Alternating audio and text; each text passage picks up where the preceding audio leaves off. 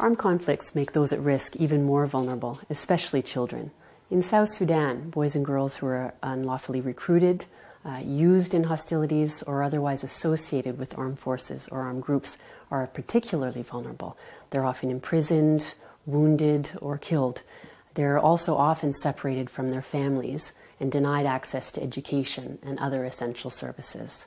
Well, imagine if you were a parent and you knew that there was a risk that your child, your boy or your girl, might be recruited or attacked by armed forces or armed groups while on the way to and from school, or you knew as a parent that there was a risk that there might be just one or more mines or unexploded ordnance inside or around a school or other educational facilities.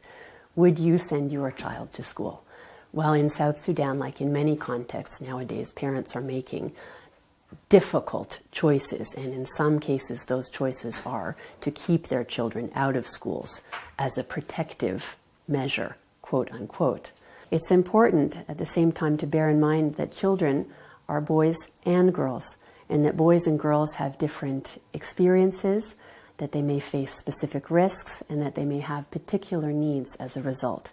For example, boys and girls who are associated with armed forces and armed groups, they may be required to undertake different or particular roles, whether as cooks, as porters, messengers, or sometimes they may be used for sexual purposes. And as a result, they may have very specific and different needs. It's essential in any context that we work in to develop a contextualized understanding of the dynamics of child recruitment and use, and that means also having a dialogue with all parties to a conflict, including non-state armed groups, on the humanitarian and legal consequences of their action. Preventing the recruitment and use of children by armed forces and armed groups is the best way to protect them from being drawn into hostilities.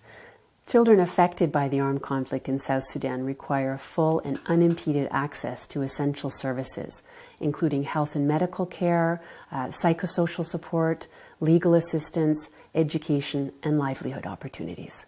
This can be challenging in a context like South Sudan, but it is essential.